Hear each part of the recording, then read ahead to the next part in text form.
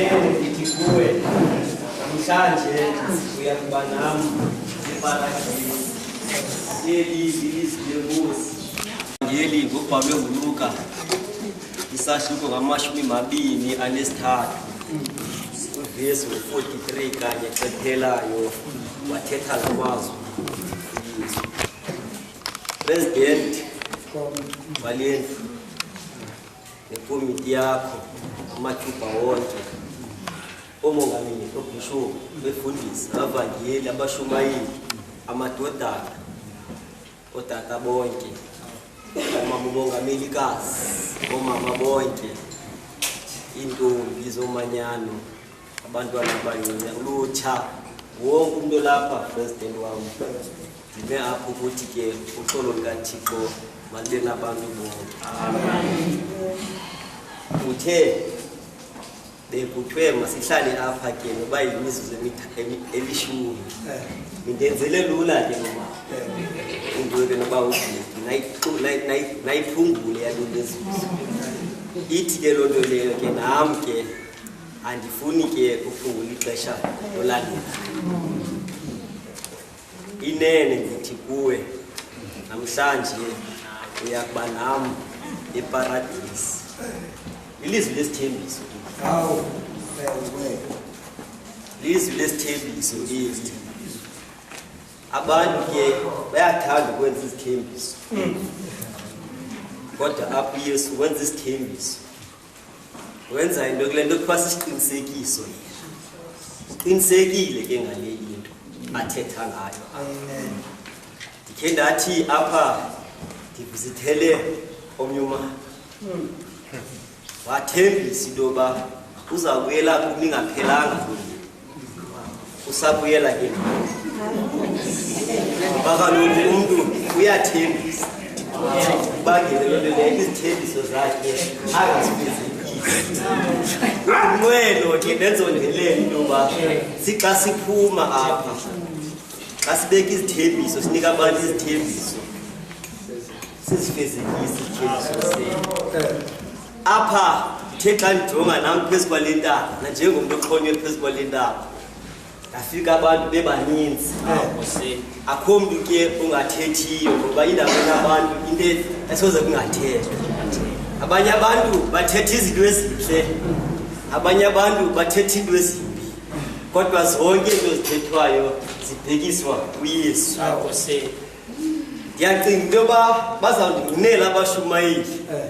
Ukhe wathi apho uba uNkonjane sithe kuwe-president wathi masivumelane ukuba singangavumelani.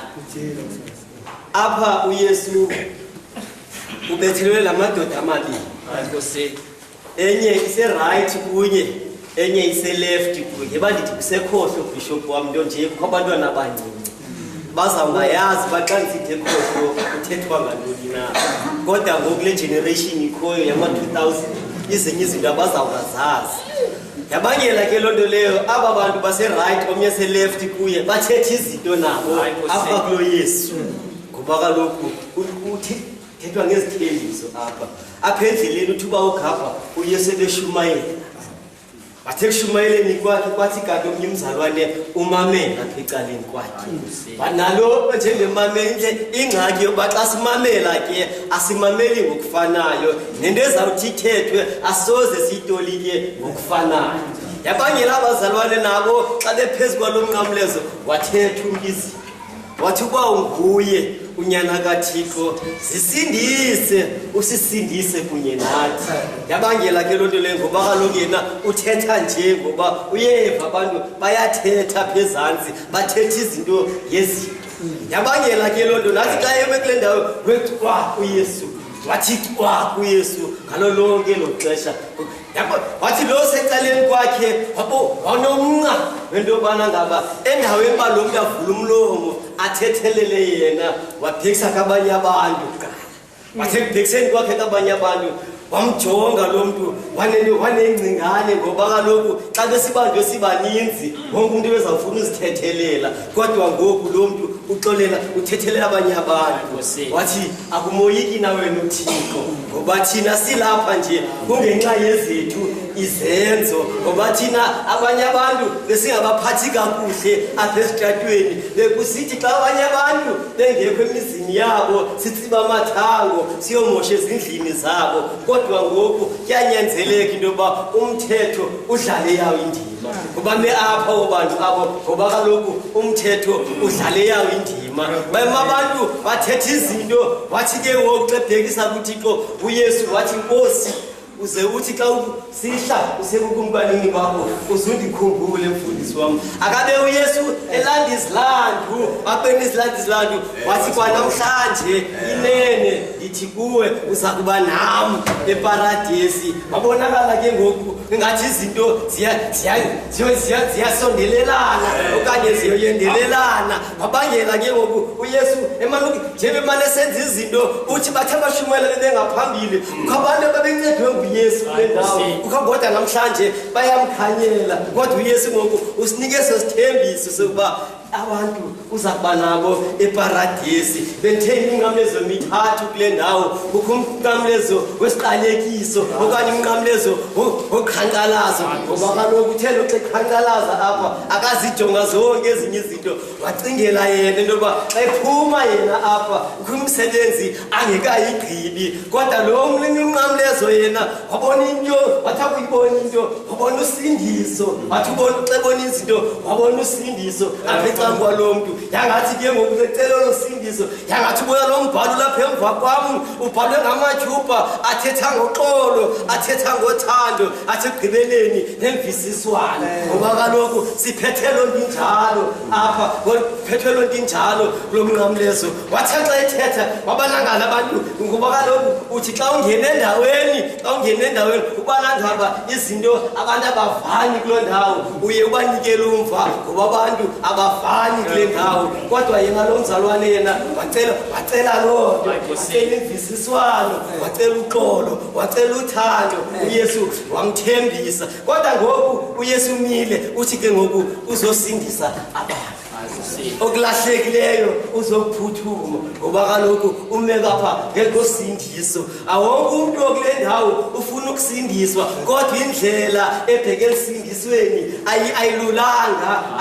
indlela ebheke esindisweni kodwa abanye abantu bathi bakuyijonga le ndlela ngoba kaloku wathi uThixo xa kuze basothuma bani na ngubani na osiyela bathi bayibona abantu ezantsi bafika nechaphaza legazi le ndlela bathi bawujonga abanye abantu baziguma ngoba kaloku akululanga into yoba uhambe uyokusindisa abantu nikunjalo ke nalapha emhlabeni lapho uYesu kaloku ebezazi into yoba okanye ebeyimpilo yakhe le kwasenzalweni kuba kaloku into yakhe ingaboni kwaye kwabe ifuna ababoni ngoba kaloku apha endleleni abantu behamba nabo uYesu abanye abantu basuka ezonweni wathi uYesu ndilandeleni ndiza kunenza into yoba nibe ngabalobi babantu bahamba naye uYesu apha endleleni abantu abanye abantu bathi baxelisa abashumayeli ngoba ngenye ixesha umshumayeli uzawuthi emile phezulu ekhoza umsindo ozayo athi okhohlakeleyo aququke ekhohlakaleni kwakhe uyakwenza okulungileyo athi ke ngoku simbona umshumayeli enyuka izithatho zelilizwe uvakala abantu besithi yayingumshumayeli lowa ngoba kaloku bayisuka ukubanga bayisuka ukukhwaza umsindo ozayo sinqonela into enjalo xa sifika kulo mnqamlezo zonke izinto bezikade sizenza uthi 2020 no-2021 usenzela izimanga abanye abantu benzela into ezimbi abanye abantu benzela into ezinhle kodwa ngoku xa sifika kulo mnqamlezo sinqonela into yoba xa siphuma ngalamnyaka sibheka kwipasika umongameli wami xa sibheka kwipasika siyazi into yobana ngaba uYesu uzile wazokusindisa abantu hayi manje utho manihlale phansi kodwa ngoku ithi into yami ikumnawe uzathi xa siphuma kule ndawo siphume izinto zinjani na xa uphuma ubana ngaba beningavali endlini bona ngabe beningavali endlini uzukufike manje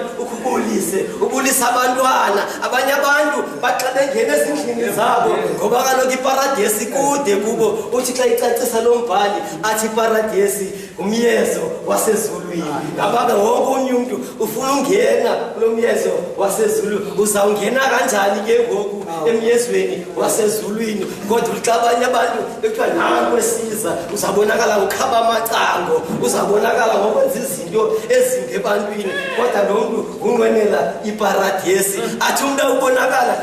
awubonakala efaka imbatha zambatho zakhe ebheka ngaphambili after ufika abanye abantu bazawuthi siyakudumisa Thixo kodwa yena abanye abantu befika enkonzweni bathi inkosi sihlangene kuyo indlu yakhe kodwa ucula inkosi sithe sa kuye indlu yakho kodwa ngoku simekile ndawo sithi nansi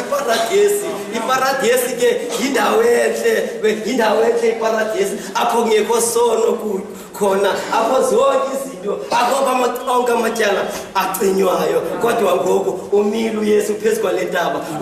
uyasixolelanisa udibanisa wonke umhlambi owalanayo ngoba kaloku uyayazi into yoba akufike eparadesi zonke izinto avakalele